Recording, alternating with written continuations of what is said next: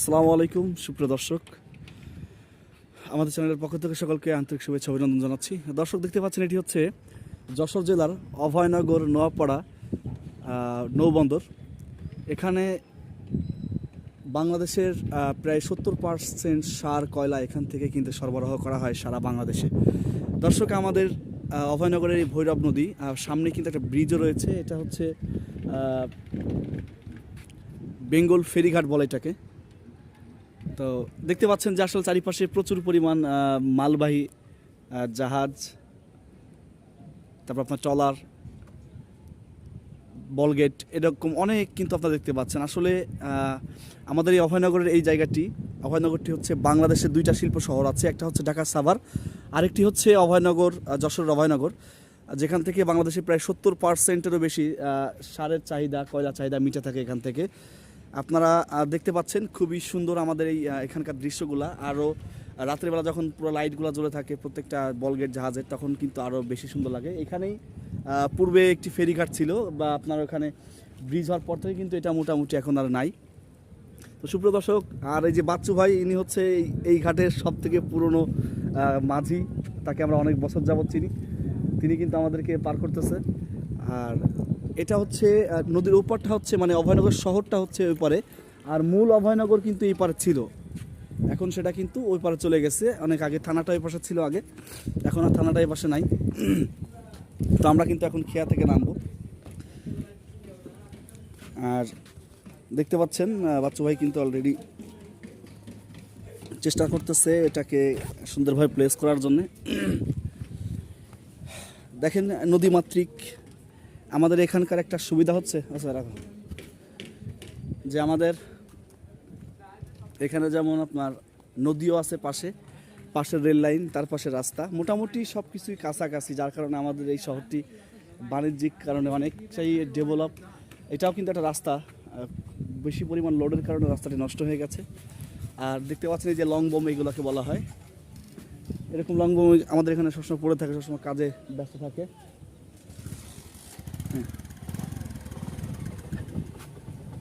কি অবস্থা মারুফ, তোমার ডিউটি কি পারে?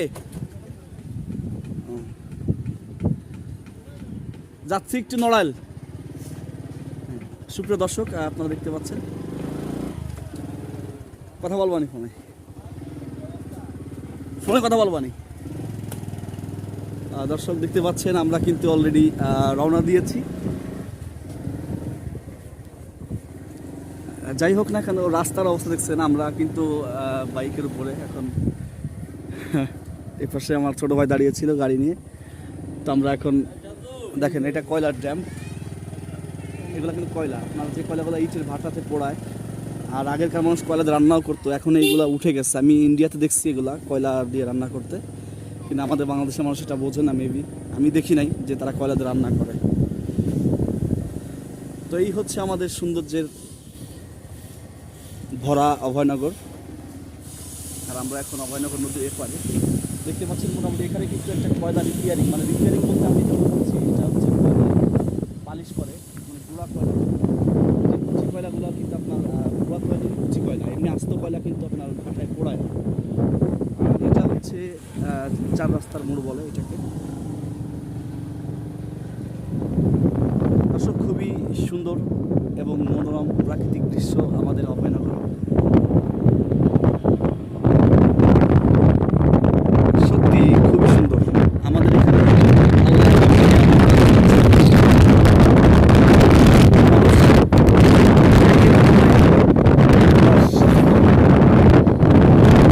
অনেক বড় মাদ্রাসা,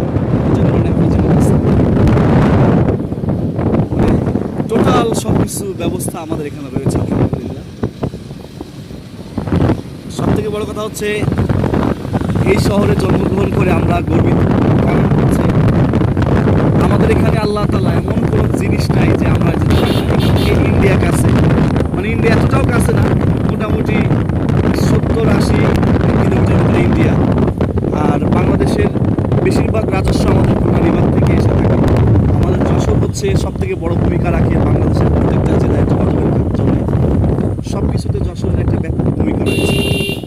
তো দর্শক আমরা কিন্তু অলরেডি শঙ্কর পাশা চার রাস্তায় চলে আসছি। এই পাশে শঙ্কর পাশা খেয়াঘাট, এই পাশে হচ্ছে আরেকটা রাস্তা, এই পাশে একটা, ব্যাকে আর একটা। তো এখন আমরা উদ্দেশ্য, আমাদের গন্তব্য হচ্ছে নড়াল। আমরা নড়ালে যাব, দেখতে থাকেন। আমাদের এখানকার গ্রাম ভিলেজ সাইডগুলো দেখেন কি পরিমাণ মানে শিল্প কারখানা রয়েছে, হিউজ পরিমাণ। সুপ্রিয় দর্শক, দেখতে থাকুন, আমাদের চ্যানেলটি সাবস্ক্রাইব করবেন, পাশে থেকে বেল আইকনটি অন করে দিবেন আমাদের প্রত্যেকটা আপডেট পাওয়ার জন্য। আর আপনারা অনেকেই শঙ্কর পাশা মাধ্যমিক বিদ্যালয়ের নাম শুনেছেন। নওপাড়া শঙ্কর পাশা হাই স্কুল, নওপাড়া শঙ্কর পাশা স্কুল, মোটামুটি এই একই স্কুলে এই পারে একটা ওই পারে একটা, তাই তো সাজু? দর্শক দেখেন, এটাই হচ্ছে শঙ্কর পাশা মাধ্যমিক বিদ্যালয়। আর নদীর ওই পারে আর কি, এটা কিন্তু নদীর এপার।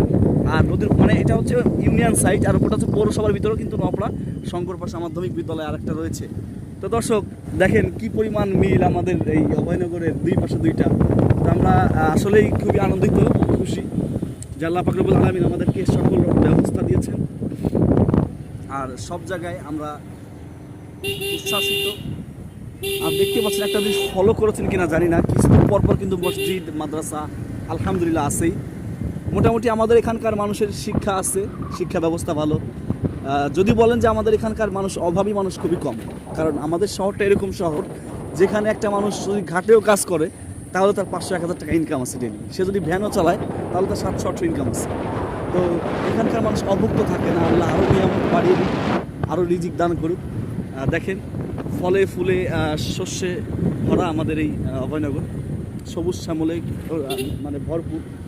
আর বাংলাদেশের ঢাকার রাজধানীর বেশি অধিকাংশই শশা সবজির চাহিদা পরিমাণ সবজির পর থেকে উপর দেয়। তো সুপ্রিয় দর্শক, আমরা এই গ্রামের যে ভিউটা, আমরা শহরে অনেক কিছু পান না, এই ভিউটা আপনারা ভুলেই গেছেন যে এরকম কোনো ভিউ মানে কোনো দৃশ্য আছে। অনেকদিন অনেকে হয়তো সিন করেননি এরকম দৃশ্য। তো সুপ্রিয় দর্শক, আমি আসলে খুবই ভালোবাসি এরকম দৃশ্যে বেড়াইতে বা ঘুরতে। আমার যারা না আপনারা যার যারা প্রাইভেট কার আছে, আমি কিন্তু বিভিন্ন সময় প্রাইভেট কার নিয়ে বিভিন্ন জায়গায় বের হয়ে যাই। আমার প্রাইভেট কারটা একটা কারণে, একটা অ্যাক্সিডেন্টের কারণে হচ্ছে গাড়িটা আমার কাছে এখন নাই, সেটা রিপেয়ারিংয়ের জন্য দিয়ে আসা হয়েছে। তো গাড়িটা রিপেয়ারিং হয়ে ইনশাআল্লাহ আবার করতে পারবো। দর্শক, এগুলো কিন্তু ঘাস, এই যে দেখতেছেন এই পুরা জমিতে কিন্তু ঘাসের চাষ করা। এই ঘাসগুলো গরুর জন্য, এই দেখেন পাশে ধান, মানে কত প্রকার সবজির ক্ষেত বাগান যেখানে পাবেন আলহামদুলিল্লাহ প্রত্যেকটা সিজনে দেখেন সমস্ত কিছু। তো এই জন্য আসলে আমরা গর্বিত, আমরা প্রাউড ফিল করি যে আমাদের অভয়নগর, যেটা আসলে কল্পনাতেও ছিল না যে অভয়নগর এত উন্নত হবে। আমার জন্মের পর থেকে দেখতেছি যে অভয়নগর উন্নত। বহু দূর থেকে বাংলাদেশ 64 জেলার মানুষ আছে আমাদের অভয়নগরে, যারা এখানে কর্মের জীবিকা নির্বাহের জন্য আমাদের অভয়নগর তারা এসে থাকেন বা তারা এখানে বাড়িঘরও করেছে। অনেক অস্থায়ী মানুষ আছে, তবে আমাদের অভয়নগরে স্থায়ী মানুষ বেশি, কারণ আমরা এখানকার স্থায়ী মানুষ অনেক বেশি অভয়নগরে। সুপ্রিয় দর্শক, অনেক লম্বা একটা ভিডিও দিয়ে ফেললাম আপনাদেরকে। আরও 2-1 মিনিট দিব, কারণ হচ্ছে 10 মিনিটের টার্গেট রয়েছে সত্যি, যেটা 10 মিনিট পরে আপনাদের সঙ্গে আমি বিচ্ছিন্ন হয়ে যাব। আপনারা কিন্তু আমাদের এই প্রাকৃতিক দৃশ্য দেখেন কেমন লাগতেছে, কীভাবে উপভোগ করতেছেন, কেমন উপলব্ধি করতেছেন। তো আশা করি সকলেই কিন্তু আমাদেরকে কমেন্ট করে জানাবেন এবং পাশে থাকা বেল আইকনটি অবশ্যই অন করে দিবেন আমাদের প্রত্যেকটা ভিডিও পাওয়ার জন্য। আমি জানি আপনারা আমার এই ভিডিওগুলো অনেক পছন্দ করেন, ট্রাভেল ভিডিওগুলো আপনারা অনেক লাইক করেছেন, ইতিমধ্যে অনেক সাড়া পেয়েছি, অনেক সাবস্ক্রাইবারও আমাদের হয়েছে আলহামদুলিল্লাহ। আর 3-4 লক্ষেরও বেশি ভিউয়ার্স হয়েছে। আমরা অনেক শুকরিয়া আদায় করি আল্লাহর কাছে, আপনারা আমাদের পাশে থাকেন। আর আমার ভিডিও আপনারা দেখেন, আমার একটা দুঃখ যে আমার সাবস্ক্রাইবার অনেক কম, ভিউয়ার্স লক্ষের উপরে, সাবস্ক্রাইবার কম। তো আপনারা যদি একটু কষ্ট করে সাবস্ক্রাইব বাটনটা অন করে দেন বা টিপে দেন, দেখেন মসজিদ আলহামদুলিল্লাহ বললাম তো, কিছু দূর পর মসজিদ মাদ্রাসা। এটা হচ্ছে আপনার কুদলা প্রাথমিক বিদ্যালয়। এখানে আমরা অনেক খেলাধুলা করেছি, আমার ফ্রেন্ড রাজু বাসা এখানে, ওর সঙ্গে অনেক জীবন অনেক আড্ডা দিয়েছি, এখানে অনেক সময় পার করেছি ফ্রেন্ড সার্কেলগুলোকে নিয়ে, অনেক আনন্দ মাস্তি করেছি। কিছুদিন আগেও রাজু আমাদের সঙ্গে ছিল, কিন্তু আজকে আল্লাহর কি খেলা দেখেন, কোনো একটা কারণে একটা মিথ্যা মামলায় সে ফেসে আজকে 7 বছরের সাজা ভোগ করতেছে। ইনশাআল্লাহ আশা করি খুব দ্রুত বের হয়ে যাবে। আপনারা সকলে দোয়া করবেন। আসলে আপনারা জানেন বিগত সময়ে মানুষের পিছে কিভাবে ফ্যাসিস্টবাদীরা লেগেছিল, মিথ্যা মামলা হামলা দিয়ে শিকার হয়রানি করেছে, এটা আপনারা সবাই জানেন। তো সুপ্রিয় দর্শক, আমরাও আমার ফ্রেন্ডের জন্য দোয়া চাই। আমার অনেকগুলো ফ্রেন্ড কিন্তু এই মিথ্যা মামলায় হয়রানিতে ফেসে গেছে, 2টা ফ্রেন্ড। তো তাদের জন্য বিশেষ করে দোয়া করবেন। ওটা এদের গ্রাম।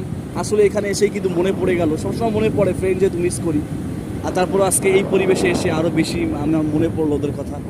তো সকলে তাদের জন্য দোয়া করবেন, আল্লাহ জানি তাদের পরিবারের কাছে তাদেরকে ফিরিয়ে দেন।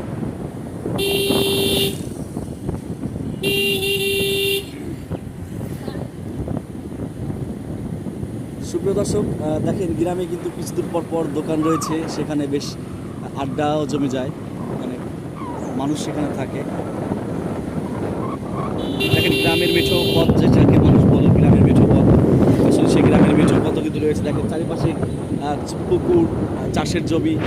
যদি বলেন যে আমরা অভয়নগরবাসী যদি আমরা বাংলাদেশ থেকে কোনো সাহায্য না আনি, কোনো খাদ্যশস্য না কিনি, যদি মনে করি যে আমরা আমাদের সাথে চলবো, ইনশাআল্লাহ আমরা তো চলবোই, আরও বাইরে আমরা পাঠাইতে পারবো।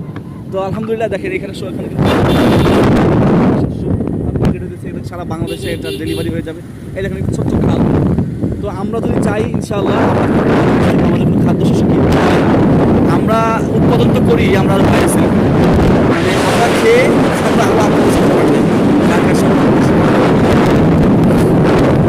মাছের দিক থেকে তো জানেন যে আমাদের যশোর বাঙালি, যশোর থেকে কিন্তু মানে এই কথাটি উত্থান, মাছের ভাতে বাঙালি। বিশাল আপনার চাষের জমি রয়েছে চারিপাশে।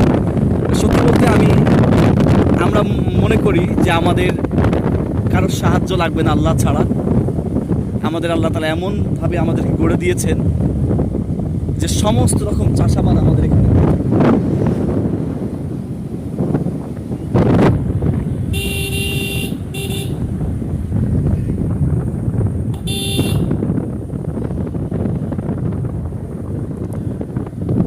দর্শক, গবাদি পশু পালনের ক্ষেত্রেও কিন্তু আমাদের অভয়নগর সেরা।